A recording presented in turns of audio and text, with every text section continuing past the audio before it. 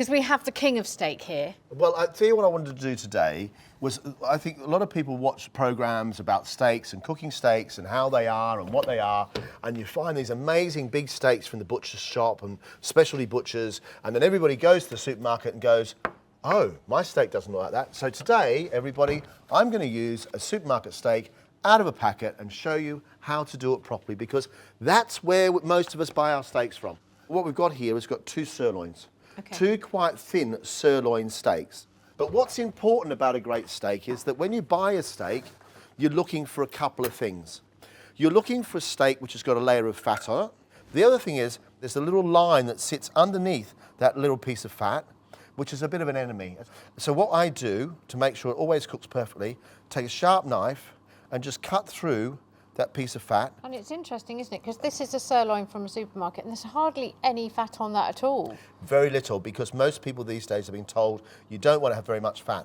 If you don't like fat and you're buying a steak with fat on it and you don't like it, cut it off after it's cooked. Yeah, because fat is flavour in that That steak, is where isn't the it? flavour is. I've actually got here some of my fat from the last steak I cooked, which I'm Yeah. going to add to it for a bit more flavour. But I'm just going to wash my hands quickly. Yeah, we tend to have the steak fat and we put it in a little mug just by the cooker. We do that with our pasta water and then we put it in a stock because it's sort of got a thickening agent because it's got that starch in it. Here's a quick rules. Oil the steak, not the pan. That's the easiest way to do it. Small amount of oil. And then season it afterwards. So what happens is the seasoning sits on the outside of the oil. Pepper is a spice. That's going to get hot and that's going to bring the alive. Salt actually cooks things. We don't want the salt to touch the meat, so the oil protects the meat. And then that way we've got the seasoning on the outside and our steak cooks quickly. Don't season your steak until a minute or 30 seconds before it goes into the fry pan. In the pan, and you should hear a sizzle.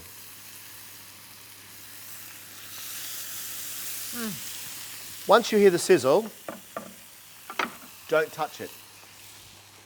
Important thing with cooking things like steak is not to move it. Every time you move that pan, we're introducing cold air. We don't want cold air because that stops the cooking. Keep the temperature high, and then a little bit of oil again on the top of this layer. This steak is probably about a couple of centimetres thick. If you wanted it medium, how long are we looking at really to cook this? 1 minute and 30 seconds on each side, so 3 to 5 minutes at the most. Okay. Every time I've had a well done steak, it's been tough and chewy. How do you make a steak well done without it going chewy? Because I've done those little incisions in there, the steak won't shrink. But what's happening right now, if you listen, is our sizzling's changed. The sizzling, when you first do it, is a reaction between water and oil, and that means the first one is searing on the outside. It's now starting to smell like a steak. I'm surprised Rory hasn't wandered over, because every time John cooks steak, the dog is like pitter-patters over and just sits at his feet, doesn't she? She'll smell it completely. When you sort of almost stop sizzling, it's basically saying to you, ready to turn over. And I'm going to turn these over, and they should start sizzling again, another minute and a half. Fantastic.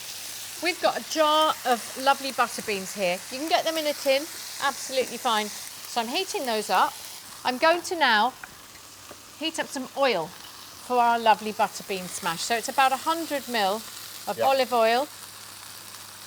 I'm going to turn my steaks off, and I'm going to add a little bit of that beef fat that I had in there, and you'll hear that sizzle again. And in there now I've got this lovely beef flavouring and juice, which I'm not going to waste, by the way. I'm going to use to make our salad. And I've got a little shallot here. Just slice that. And some garlic cloves. If you don't have leftover fat like I do, a knob of butter works a wonder. There you go. And these are going to be medium steaks. So I'm just infusing this with some garlic and some shallot. And then I'm just going to put in a bit of rosemary. I'm going to nick some of that, actually. I'll put it in there. And a little bit of thyme. And I'm just going to put them in to my oil. You can smell when this oil is ready, because you can suddenly get the smell of the garlic and the herbs. And as soon as you can smell those herbs, you can just turn the oil off. Right, I'm just going to grab some bits from the fridge. So we don't want it completely smooth, so I'm going to leave a nice couple of spoonfuls out so we get some of those lovely beans. Now, many of you may have had tagliata in a restaurant, Italian restaurant, and tagliata is just a steak which has been cut into strips. And sometimes it's served with rocket, and sometimes it's served with rocket and parmesan. I'm going to use some watercress, and then in this pan with all that lovely juice left over from the steaks, I'm going to put some peas as well, so we get some green veg with our steak. And I'm using about half the oil. Take some of those lovely bits of garlic out. So I've got the oil and the beans in here. I'm now going to let this cool down. I'm just going to put it on the side to cool down. Yeah. Take this now and use that juice there, all that lovely bits of juice from the steak. Perfect. Put that on that side. Bring ourselves a nice serving plate over. There. Take these herbs out now. Add to that our peas. And as we know, Lisa, everything's better with a little bit of butter. little knob of butter. There. And then some Parmesan cheese in the fridge. And we've got some watercress. Right. So, now I've got the peas nice and hot. A little squeeze of lemon juice in there would be really lovely. You want some of my lemon? Yeah. And I'm going to do it slightly differently so that people can choose. So what we're going to do is do one end with some watercress on it and a little bit of lemon juice across the top and a little sprinkle of olive oil. And then we're going to do our bean mash at the other end as well. So this is cooled down, and I'm actually going to add a little squeeze of lemon juice. I'm going to put this into the bullet. We're going to cut our steak. So fat's at the top, and I'm going to go long ways.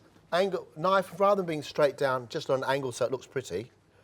And just cut it into nice thin strips. And away you go. Yum.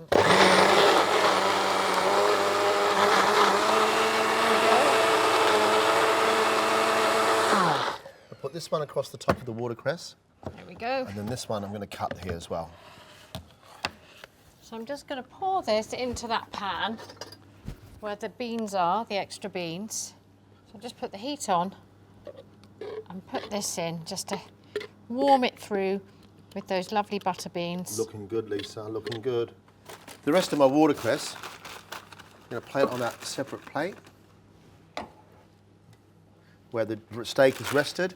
Don't want to waste all those resting juices, do we? Definitely not. I'm just going to add a little bit of, just a tiny bit of lemon juice to this. There. That's our peas. A little bit of Parmesan across the top. Love how you say Parmesan. A little Parmesan across Parmesan. the top. Look at that. Beautiful. See, that for me is heaven. A little bit of olive oil, steak across the top there like that. Let's do it slightly a different way. I mean, what a gorgeous So dinner. go like this. And what's interesting, I think, here is these are just 2 supermarket steaks, a jar of butter beans and some peas, and you've got yourself a little feast. Yeah. We look at that. There we go. There's no mistaking at all that this is going to be absolutely delicious. Just a few rules to follow and you'll make no mistakes with steak again.